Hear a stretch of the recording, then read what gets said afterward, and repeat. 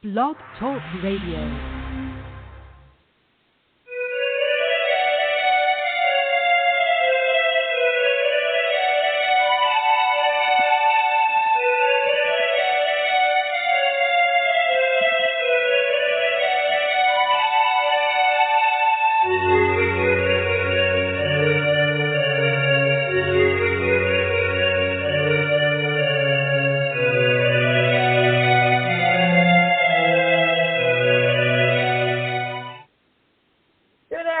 Welcome to Desperate House Witches. I'm Raina Star, so you don't have to be. Desperate House Witches is not a G, PG, or even an R-rated show. So, if bad language, bodily function, dirty talk of any kind might offend you, this show is not for you. Desperate House Witches is brought to you by the incredibly wicked one, the amazing Dorothy Morrison.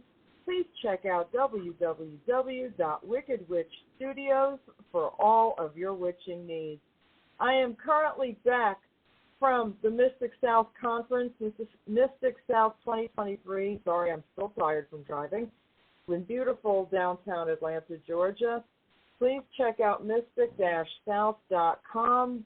Next year's date, July 26th through July 28th, 2024. Put it in your calendars now. And don't forget, it is a fantastic, fantastic conference. Gets better every year. I have been to every single one of them.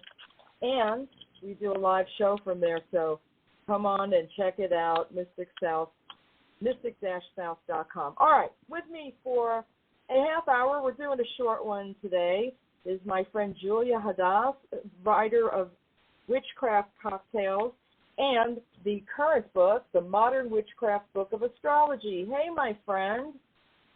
Hey there, thank you so much for having me on. I'm so glad that this worked out. Me too. Once again, and I complain to you about this often. Every time you write a book, I kind of get like, well, this title doesn't accurately describe everything we're getting. The Modern Witchcraft Book of Astrology, your complete guide to empowering your magic with the energy of the planets. Yeah, okay, but it's really so much more than that, because not only do you examine astrology, but you examine all kinds of things. You do crafts and spells and potions and herb mixtures. I don't have what would have been a better title on the tip of my tongue, but I feel like this book could have been so much better described, because it's so much more than just a book about astrology for witches. How do you describe this book? Yeah, so part of the thing with the title is it's part of their Modern Witchcraft series. So to that extent, it was like predetermined that it was, they've got like the Modern Witchcraft Book of Runes, Modern Witchcraft Book of Tarot. They have that. So it came with the title. But for me, this is just, where I came from, working at Mystic Dream, which is now Datura Trading. Yeah, Datura. Yep. Hello. With the guys. Plug for Datura. Yes. Datura Trading. Check it out online. Go ahead. Yes. Sorry. They're wonderful.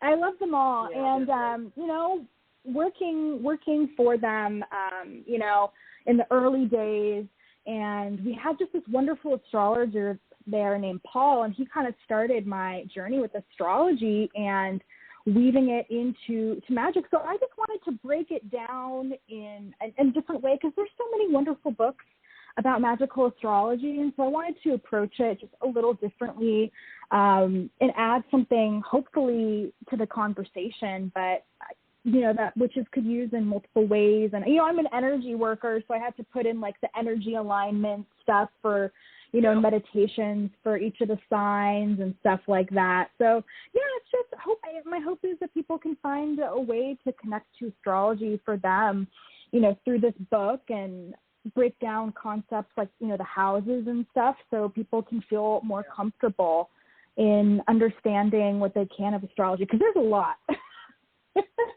There is. Just for an example, like I leaf through these things, and you know, I happen to be on Scorpio season, and you break it down into seasons, and then there's sub text that run through these meditations and spells, and you know, I just happen to be on the magical mist that you put in here, and I love that you list these ingredients. And oddly enough, I was like, oh my God, is everything in here going to be a drink of some sort? And it's not. You kind of well, no, I mean, I love the fact that you incorporate non-alcoholic things and alcoholic things. I think that's super cool. Like your safety pin protection charm. Super cool. I'll let you talk about that if you want to in a minute. But I was going back to the magical mist. Now, I want folks to understand that all of the things you put into these recipes, you've thought about the ingredients very carefully. For example, you need a tablespoon of vodka. And you talk about, and I don't want to give the whole potion away because I want people to buy the book, but I also want you to explain, like, why you picked vodka from an energetic witchcraft standpoint for this particular myth. Yeah, and this is the fun part of where, like, my kitchen witchery, my magical mixology stuff, like, kind of seeps in, because I did, like, honestly, for all of the ingredients in this book, I tried to choose stuff that you could get at a grocery store, like in the spice section, fresh ingredient section. And so one of the things that you do in magical mixology in general, is infusing alcoholic spirits with ingredients. And so in mists, you typically have to put some kind of spirit, right? Right. And so in this case, it's vodka for this recipe. Vodka can be made from a lot of different ingredients, you know. So if it's like from potatoes, it could be really good for, strengthening and endurance. If it's made from, wheat, you've got those grain elements, all of that. So vodka can be a little bit variant as far as the energy, depending on what it's made out of, what water is added to it. But it's really good because it's brought to such a high proof in distillation, compared to other spirits that are then infused further. It has that level of purity, that clarity, that crispness. And so especially with this, it's like a sensual star-powered magic mist for Scorpio. Like Scorpio has that, the 8th house energy of the mystery, the occult, but also it's got that protective stinger. It's very sensual, sex, death, rebirth, all of that fun stuff. And so I wanted to create like this kind of mist that has all of the aligned, ingredients for that energy, a little bit of sensuality, but also being protected, grounded, and feeling powerful. And so that vodka really just adds kind of like, it's the clear quartz of alcoholic spirits, of the magnification, the clarity of the energy. That's ends up being infused with vanilla, and then certain oils are added to it. But it's a great way. Like, even this, I wanted to just be an example, to show people, too, of, like, you can do this with your own mists at home. You can infuse the alcoholic spirit, whether it's gin or something else that you add to your mist. You can infuse it with an ingredient. You can do, sorry, I'm going, like, on a rant now, but even, like, in the latest issue of Witchology, one of the recipes was creating this infused alcohol with orange peels. And I have it that in the orange peels, you inscribe your sigils. You engrave it into the orange peel and then infuse the alcohol with that. So that's just like another layer. You can astrologically charge your alcohol. You can use citrus peels to infuse it, put your sigils in it. You can put it into a cocktail, or you can put it into a magic mist. So it's just I get nerdy over all the layers that you can put into your cocktails, but also into applying that into other parts of your witchcraft. Absolutely. I mean, for example, as long as you're buying that vodka and you're going to use it, whether you're making drinks with it or you're making that magical mist, me being a Libra, of course, I was curious about mine. Thank you so much. Vodka's also good for the diffuser spell, the harmony diffuser spell. Again, I'm not giving you all the ingredients, so buy the book, y'all. But it's good. Vodka is good. And when you say it's the clear quartz of spirits, it's really true. And as we know, as practitioners, clear quartz is what we use to amplify intention and whatever else we're using, or our goals. We're using a quartz crystal to amplify that vibration.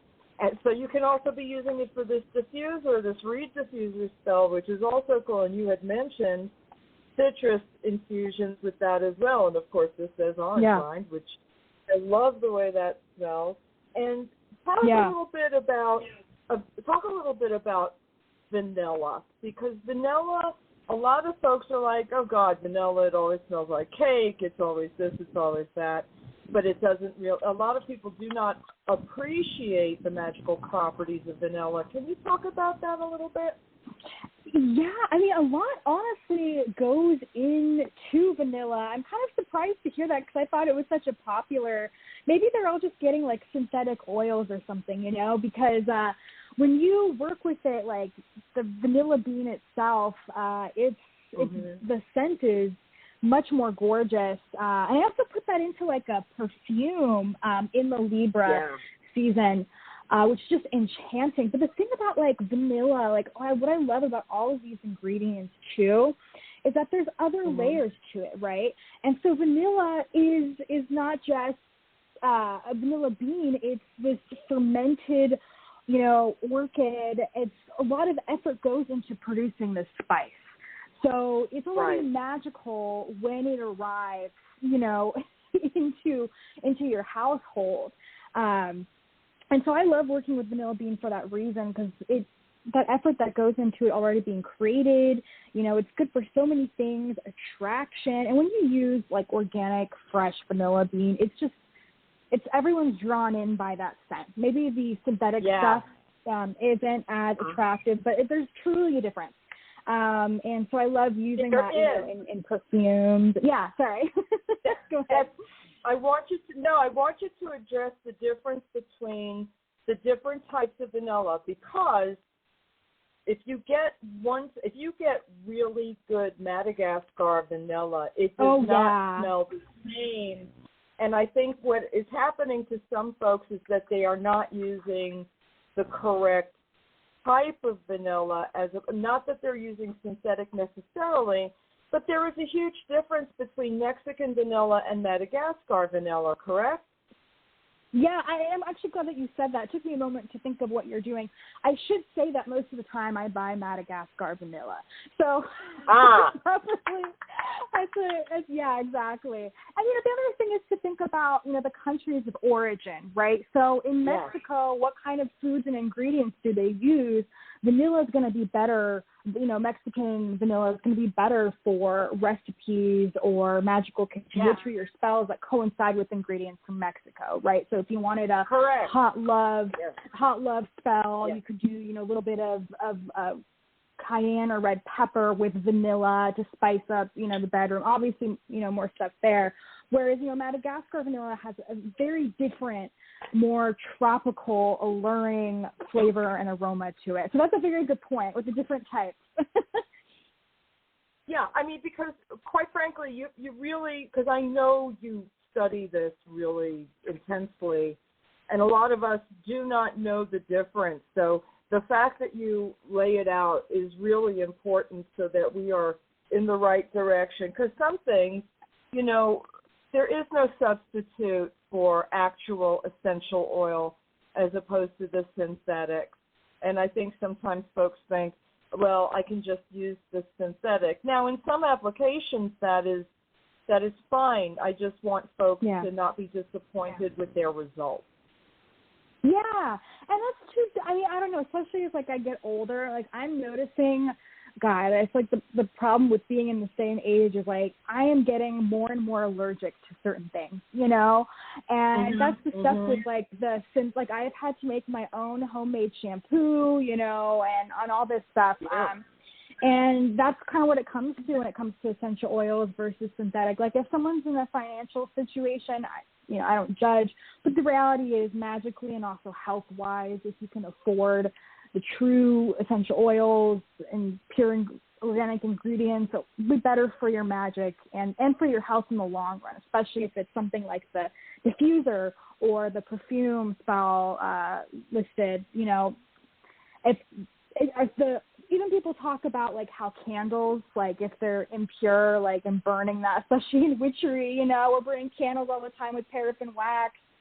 Over time, right. You know, it's not as great. But, you know, you got to do what you got to do. But still, it's just to be more conscious of what we intake and breathe in, you know, and all that. Mm-hmm. Hey, listen, there is no shame in my game. You know, candles can be very, very expensive. And I have no problem firing up the battery-powered candle, you know, while I'm doing a ritual. There is no problem with that, in my opinion. Yeah. Now, maybe that's just a me thing. But, you know, a lot of my friends have gluten allergies. They do make their own shampoos. They have baking soda allergies, so they do make their own deodorants.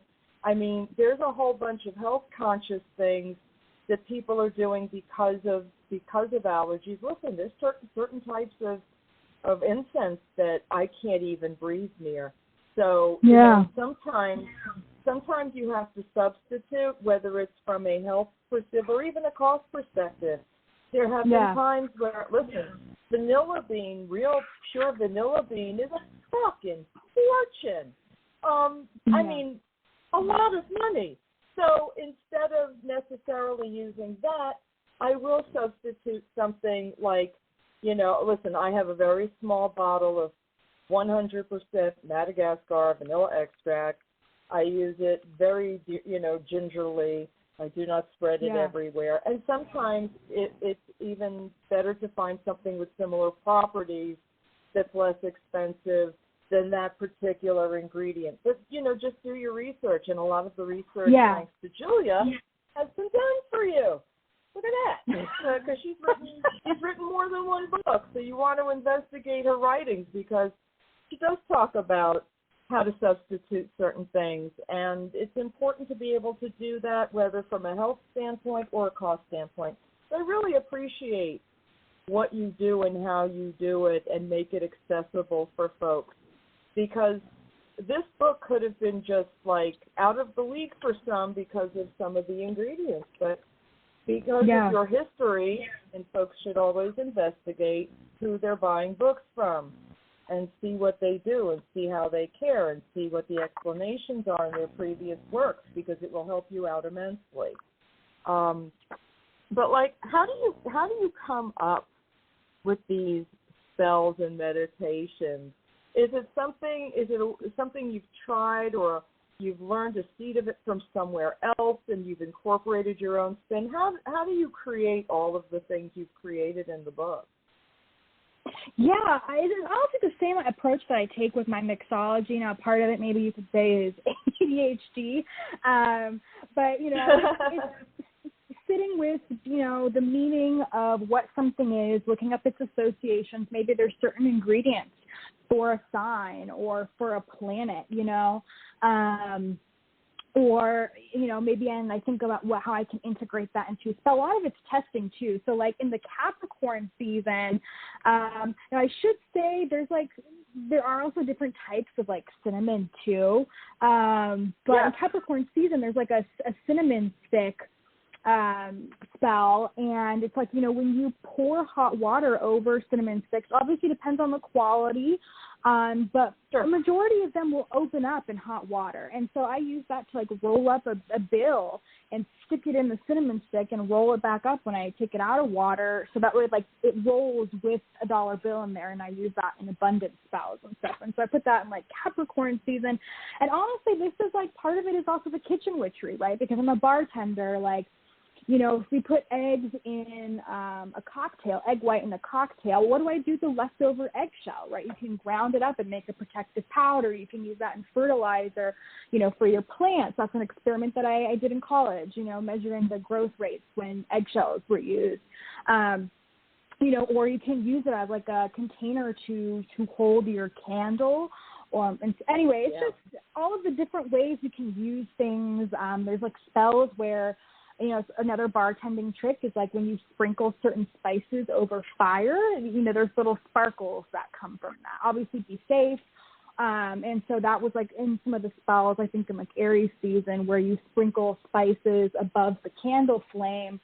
So honestly, a lot of it probably comes from mixology, you know, just thinking about the multiple ways I can use ingredients you can find in your spice cabinet or kitchen.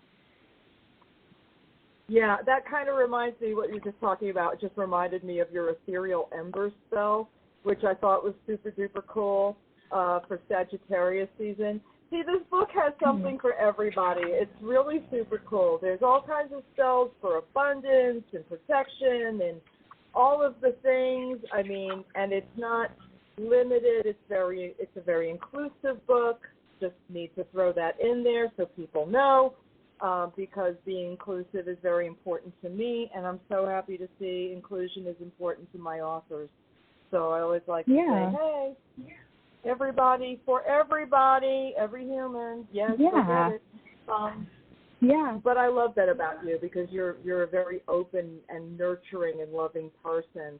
And your book, that's so sweet. I really hope that somebody starts giving you better description titles for your books, because they're so. I mean, honestly, the title doesn't describe the book. It's really it is about astrology, no lie there, but it has so much more than that. It has planetary hours, and it has spells for every sign of the zodiac. So it is zodiac-based. I'm not saying that it isn't. It certainly is. But there are potions, there are notions, there are spells, there are things to do, there are charts, interstellar ingredients, and those corresponding, the corresponding charts are my favorite things in the book. It's a quick reference. There are quick references in there. For example, the ingredient, I'll just do one. I won't do a bunch. Cayenne, planet and element association, Mars and fire, key themes, passion, heat, jinx breaking, repellent protection, banishment. And that's just cayenne. So, there's like a list of things for that. And there's other lists. Go get the book. Chakra references. Yes, energy centers. Energy centers, which is important. So it really is about astrology, but it's really about a whole bunch of other things. And you've got color associations in here too, which I also love. It's very, you put a lot in. Like, okay, so like one of the first things I thought, because I'm a Libra, and I love lemonade, and you've got a communication lemonade in here, a recipe for it. Yeah. And I just wanted to, I just wanted to point out that everything does not have alcohol in it. I don't actually drink like that. But you could add alcohol to the communication lemonade if you wanted to, right? So, I mean, there's that option. But thank you for thinking of me, who doesn't necessarily drink. And I do love the ingredients alone in the lemonade is just yummy. I mean, it's got a little star anise in it. It's some juice. It's got some honey. It's got some other really cool herbs and spices that had never occurred. I mean, there's a couple of things in there. I was like, really? Okay, that sounds cool. Like, it would totally taste delicious. So I'm like, I'm really jazzed. Yeah, and I should say, too, that part of the reason why I organized it by the zodiacs is because part of the way that I'm connecting, in astrology and Western astrology, each of the signs has a ruling planet. There's a couple of other celestial bodies in there, like we have Pallas in here and Chiron, and they're all associated with different signs. The houses are associated with different signs, and the signs themselves are a particular expression of an element, right? So fire, the cardinal, the spark, that's Aries. You've got Leo, the fixed fire. It maintains, the vitality, the energy, creativity. Whereas, Sagittarius is the mutable expression, the more flexible and adventurous expression of fire. And so, even if you're just coming from an elemental standpoint, so each of the seasons has kind of focus on that energy. Sagittarius season, okay, you're going to find spells for obviously Sagittarius, but also the mutable expression of fire. You're going to find spells for Jupiter as well as for Chiron, for the part of Chiron that's associated with Sagittarius. So I thought it was like a way, and also if someone just wants to work with seasonal energy, during Sagittarius season, you have the sun in Sagittarius, the new moon is going to be in Sagittarius, so you can easily choose, go on a seasonal basis and connect to that seasonal energy that way too. Absolutely. And this is why the descriptor on the book is not enough. I'm sorry. I know I'm complaining about something stupid, but it's so important to me that people know. I just want people to understand that this book is so much more than what the title is, as most books are, but especially in books dealing with witchcraft and astrology.